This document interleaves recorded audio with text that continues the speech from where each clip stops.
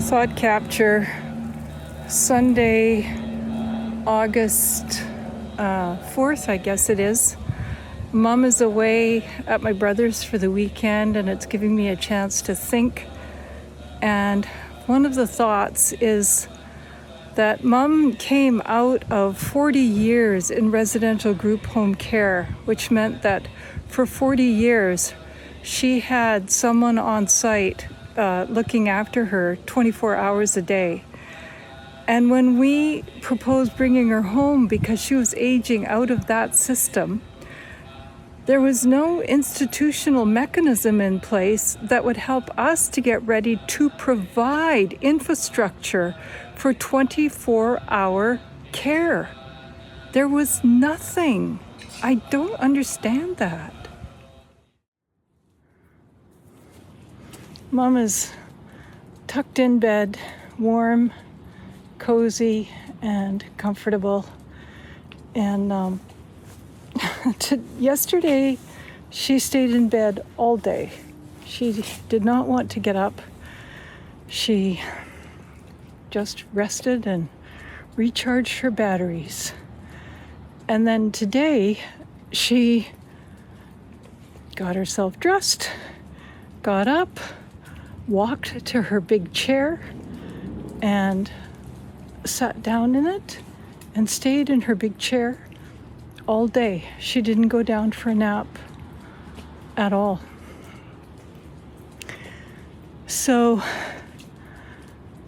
it's really, you cannot predict exactly what's going to happen with this or how it's going to go. But today, Mom had a good day. And this afternoon, my brother Leif called in, and he was home alone because his 93-year-old mother-in-law was off to visit great-grandchildren with his wife. And we ended up sharing songs over the FaceTime call, which is not ideal, but we made it work. And it was such a jolly time. Like, Mom was so happy and we were so happy, and it was happening because Mom was there, and she makes things happen around us. And actually the relationships amongst my siblings are so much stronger today compared to where they were before Mom came home.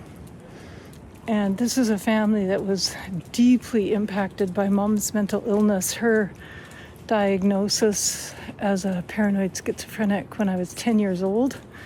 That's 1966. At least that's when I think it happened. And so we were all so profoundly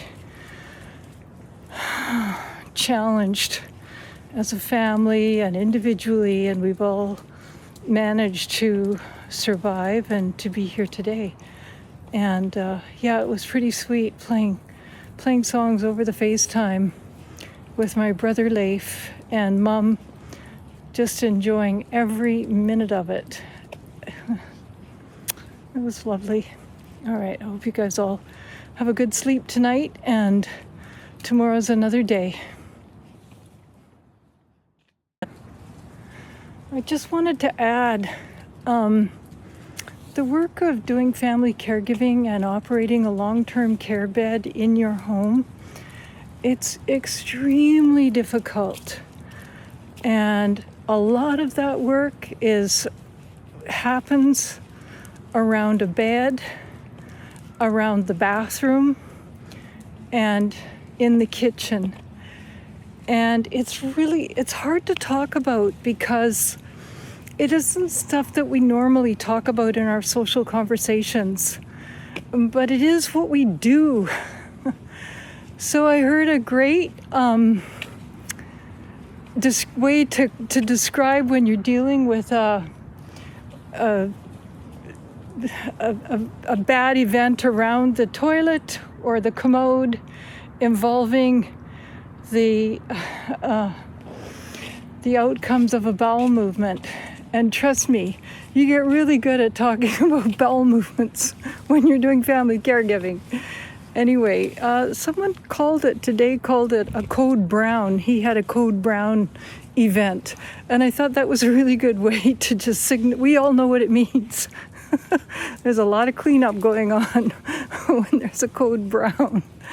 And so anyway, just to send everybody encouraging vibes and strengthening vibes, and to know you're not alone, and to let you know that this is really difficult, and we want to do what we can to make it just a little bit easier for us, and that we can feel a little better at the end of the day, each day. Okay.